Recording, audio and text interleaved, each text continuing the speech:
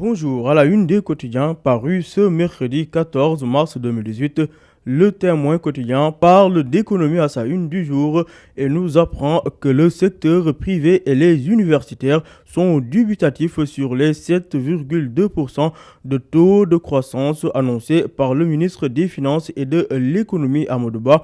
La sincérité des chiffres annoncés est remise en cause par les spécialistes en la matière qui déplorent la trop forte dépendance de l'économie nationale aux entreprises étrangères. Le journal Le Quotidien évoque les 7,2% de taux de croissance annoncés pour 2017. Pas si tôt, titre nos confrères du quotidien, comme pour dire que ce chiffre ne reflète pas la réalité, ce qui fait dire au professeur Moustapha Kassé que le secteur textile est éteint. Amadou Ali Bokoum du secteur privé de rajouter que les chiffres annoncés ne reflètent pas la réalité des entreprises. Réponse de Moustapha Sen de la direction de la prévision et des études économiques. Selon lui, les chiffres ne sont pas inventés. Les détails à la page 13 du quotidien. Rapport 2016 de l'ARMP, Abdoulaye Diouf Sarr se prononce dans les colonnes du quotidien. Le ministre de la Santé et maire de Yoff se dit surpris d'avoir été épinglé par le rapport de l'ARMP. Justement, à la une de l'Observateur, nos confrères accordent un entretien au DG de l'ARMP, Sayer-Niang, d'où le titre de l'Obs, les vérités du DG de l'ARMP, Sayer-Niang, qui clarifie la situation et précise qu'aucune autorité du régime actuel ni de l'ancien régime n'a jamais donné des consignes d'ordre ou d'instruction à l'ARMP Sayer-Niang de rajouter que la revue des marchés publics n'a pas pour objectif de mettre quelqu'un en prison. Le DG de l'ARMP qui estime qu'on lui prête souvent beaucoup d'intentions et qu'on dit beaucoup trop de choses sur lui.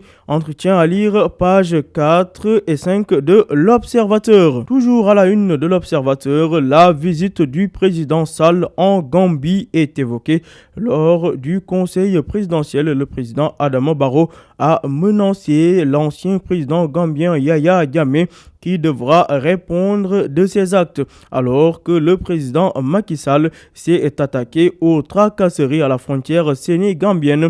Le président sénégalais qui veut bannir les tracasseries dans l'espace sénégambien renchérit le Témoin et Quotidien.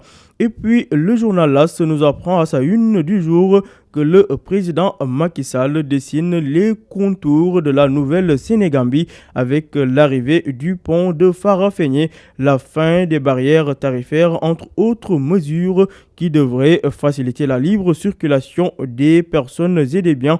Par ailleurs, à la page 5 de l'AS, l'on apprend que le procès de l'imam Alioune Badara Ndao et compagnie s'ouvre ce matin. L'imam et consort poursuivis pour financement et apologie du terrorisme. Par ailleurs, présidentielle de 2019, l'État baisse la caution.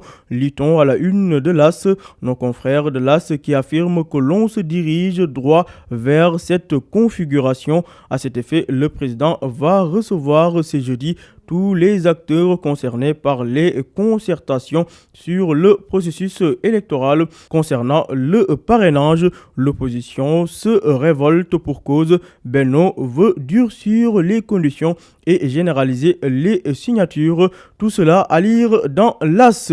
À la une du journal Enquête, la série de manifestations sur le territoire national inquiète. La révolte des élèves, titre Enquête, qui révèle que depuis quelques semaines, la révolte des élèves s'intensifie dans les 4 coins du Sénégal. Le mot d'ordre reste le même. Nous voulons étudier. C'est le slogan des élèves, nous dit Enquête, le journal, qui cette fois-ci nous apprend que désormais Serigne Modou Kara roule pour Macky en perspective des présidentielles de 2019.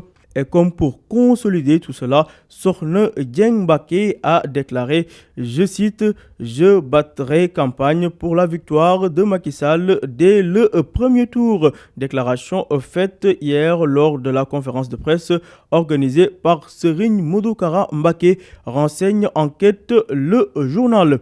À la une de Libération, l'audit 2016 de l'ARMP révèle un banditisme à l'inspection d'Académie de Dakar où une mafia serait au cœur d'un scandale sur les demandes de renseignements et des prix.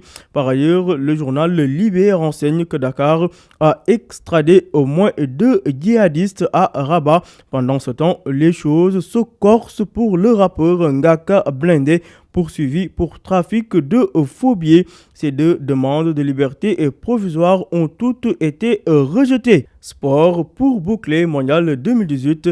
Match amical des Lions du football du Sénégal. Les Lions qui affronteront la Corée du Sud le 11 juin en Autriche, nous dit Stade Le Quotidien Sportif.